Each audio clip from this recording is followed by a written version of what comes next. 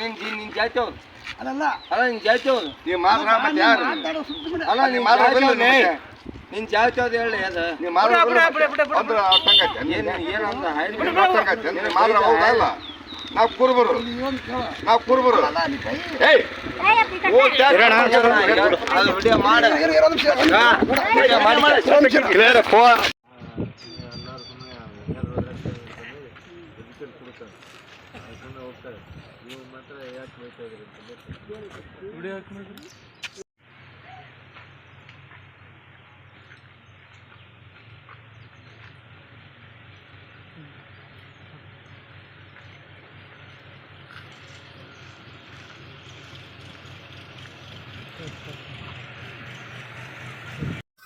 ನಮಸ್ಕಾರ.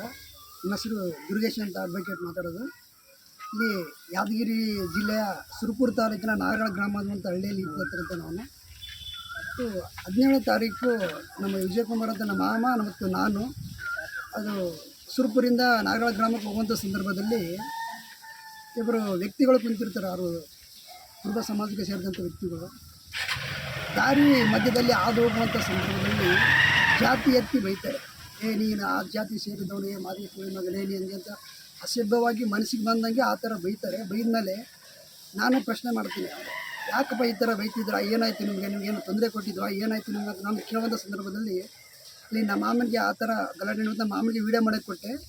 ನಾನು ಮಾತಾಡುವಂಥ ಸಂದರ್ಭದಲ್ಲಿ ಅವರು ಬಂದು ಹೌದಲೇ ನೀ ಈ ಜಾತಿಗೆ ಸೇರಿದವನು, ಅದಕ್ಕೆ ನಾನು ಭಯಕತ್ತಿ ನೋಡು, ಏನು ಮಾಡ್ತೀನಿ ಮಗನೇ, ಏನಕ್ಕೆ ಅಂತೈತಿ, ಏನು ಸೆಂಟರ್ಕಂತಿ ಅಂತೇಳಿಸಿ ಆ ಥರ ಅಸಭ್ಯವಾಗೆಲ್ಲ ಬೈದಿಗೆಸಿ ನಾನು ವೀಡಿಯೋ ಮಾಡೋಕ್ಕಂತ ನಮ್ಮ ಮಾಮನ ಫೋನ್ ಕಸ್ಕೊಂಡು ಮತ್ತು ನನಗೆ ಮತ್ತು ಚಪ್ಪಲಿ ತಗೊಂಡೇಸಿ ಹೊಡೆದ್ರು.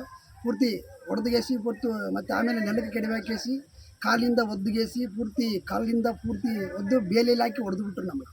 ಅಲ್ಲಿ ಪೂರ್ತಿ ನಾವು ಚೂರಾಡುವಂಥ ಸಂದರ್ಭದಲ್ಲಿ ಎಲ್ಲರೂ ಬಂದು ಅಕ್ಕಪಕ್ಕದಲ್ಲಿ ಬಂದುಗೇಸಿ ಬಿಡಿಸ್ಕೊಂಡ್ರು. ಈ ರೀತಿಯಾಗಿ ನಡೆದಿತ್ತು. ಯಾಕಂದರೆ ಆ ಗ್ರಾಮದಲ್ಲಿ ಈ ಒಂದು ಅಸ್ಪೃಶ್ಯತೆ ಅನ್ನೋದು ಇಂಥ ಘಟನೆಗಳು ನೋಡುವಾಗ ಇನ್ನೂ ಜೀವಂತವಾಗಿದೆ ಅನ್ನೋದಕ್ಕೆ ಒಂದು ಕಾರಣ.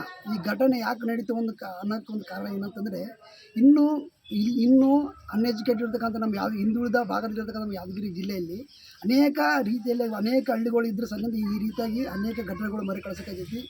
ಇನ್ನು ಮುಂದೆ ಇಂಥ ಘಟನೆಗಳು ಜಾತಿ ವೈಷಮ್ಯಗಳು ಬೆಳೆಯದಂತೆ ಅದನ್ನು ತಡೆಗಟ್ಟಬೇಕೆಂಬುದಾಗಿ ನಾನು ಹೇಳ್ತಾ ಇದ್ದೀನಿ ನಾನು.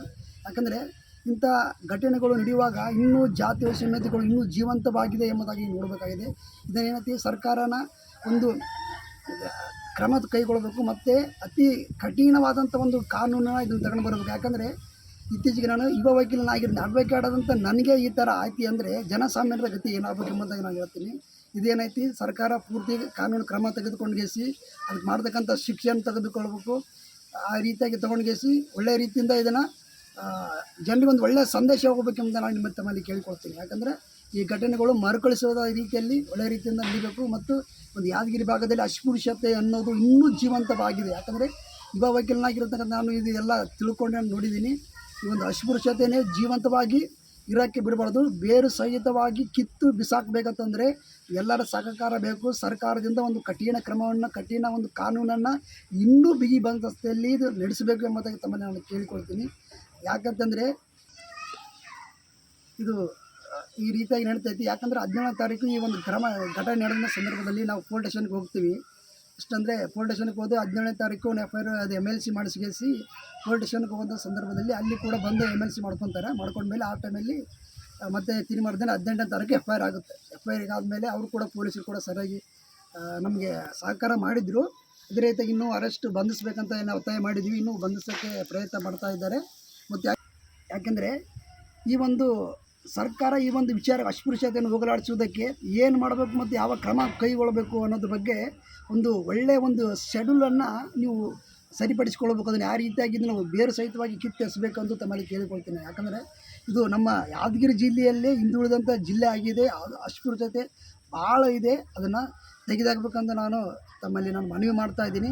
ಸರ್ಕಾರಕ್ಕೆ ನಾನು ಆಗ್ರಹ ಮಾಡ್ತಾ ಇದ್ದೀನಿ. ಯಾಕಂದರೆ ಇದು ಈ ಒಂದು ಗ್ರಾಮದಲ್ಲಿ ಅಷ್ಟೇ ಅಲ್ಲ, ಇದಕ್ಕಿಂತ ಮುಂಚಿತವಾಗಿ 5, 6, 7 ಸಹಿತ ಆಗೈತಿ. ಇದು ಇನ್ನು ಮುಂದೆ ಇದು ಮರುಕಳಿಸಬಾರ್ದು ಅನ್ನೋದಕ್ಕೋಸ್ಕರ ಈ ಒಂದು FIR ಮಾಡಿರೋದು, ಅರೆಸ್ಟ್ ಮಾಡಿರೋದು. ಅದಕ್ಕೋಸ್ಕರ ಒಂದು ಸರ್ಕಾರ ಈ ಪೊಲಿಟಿಷಿಯನ್ ಮತ್ತು ಒಳ್ಳೆಯ ಒಂದು ಕ್ರಮ ತೆಗೆದುಕೊಳ್ಳುವಂತ ತಮ್ಮಲ್ಲಿ ನಾನು ಪ್ರಾರ್ಥಿಸ್ತೇನೆ.